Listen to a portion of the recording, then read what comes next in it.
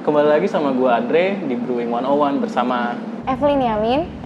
Jadi hari ini tuh Evelyn bakal ngejelasin tentang teknik dia yang menurut gue agak kurang biasa gitu di Brewing Championship.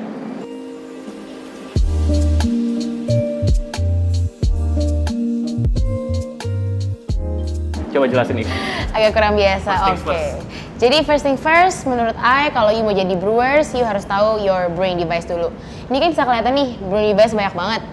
Nah, yang pertama kita harus tahu tuh namanya pour-over. Pour-over itu ada, ini yang bisa kita lihat namanya V60. V60. Nah, ini tuh include sama papernya. Another one adalah, ini yang bisa kita lihat juga di mana-mana sekarang namanya Kalita. Ini biasanya juga ada paper filternya.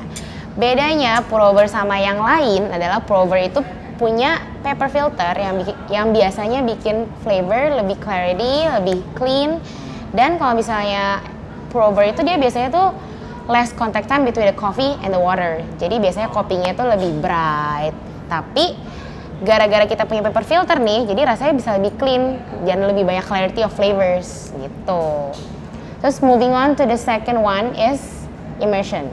Apa tuh immersion? Ini tuh immersion tuh namanya yang biasa sering kita ketemu tuh kayak French press nih, yang sering dipakai-pakai kayak orang zaman dulu. Jadi French press tuh basically cuma kamu taruh kopi, terus habis itu kamu tuang air dan kamu tungguin gitu loh. Nah kalau ini kan nggak ada paper filternya, jadi dia biasa rasanya tuh lebih full body, lebih deep flavored, yang rasanya tuh lebih strong biasanya. Yang preference-nya biasa lebih ke orang-orang tua. Nah, yang ketiga itu kita ada hybrid. Hybrid itu adalah pencampuran antara immersion sama pour-over. Nah, yang di sini kita bisa lihat nih, ini yang paling terkenal namanya AeroPress. Jadi dia tuh tekniknya adalah kamu tuh tuang air dulu di sini. Lalu kamu tutup. Biasanya di sini ada paper filternya, lalu kamu press. Oh, Gitu. okay. Jadi kayak ini in some case immersion kan biasanya dia create more flavor di depan. Nah, tapi lu mau bikin kopi lu jadi clean juga gitu. Jadi lu press it with ada di sini filternya gitu loh. Biasanya ya ini juga lebih full body, lebih strong. Sama juga sama Clever Dripper. Sama Clever Dripper juga ada.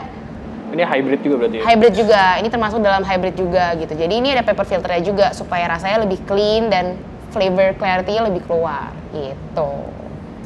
Berarti yang ngebedain ini dan ini tuh cuma tekanan doang berarti? Tekanan ya, betul. Kalau ini ada pressure-nya, ini enggak. Tapi sebenarnya ini kalau kamu, contohnya ya misalnya kita kasih air nih, dan kita taruh. Jadi kita brewing kayak gini. Terus habis itu kita taruh di sini. Ini airnya akan keluar semua. Oh dia. Karena dia tuh punya tekanan gitu di sini loh, kayak pop. Gitu. Langsung drips down semua. Iya, once you put it in your carafe, dia bakal all of the water bakal turun. Gitu. Tapi kan ada paper filternya juga, jadi dia bakal lebih clean, flavornya bakal lebih keluar. Nah, kalau dari semua ini, kenapa lu bisa gabungin immersion sama pour-over tuh? Sebenarnya gini. Apa yang lu cari gitu? Yang gue cari dari immersion adalah ketika I know that when you immerse your coffee di depan adalah lu tuh dapat semua all the flavors while you juga keluarin all the gases yang dari roasting.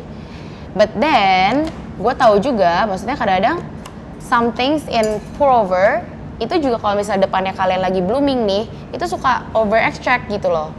Jadi gue waktu itu mikir kayak gimana ya caranya buat bikin ngegabungin antara immersion sama pour-over. Lalu di situ gue came up with AeroPress sama V60 gitu.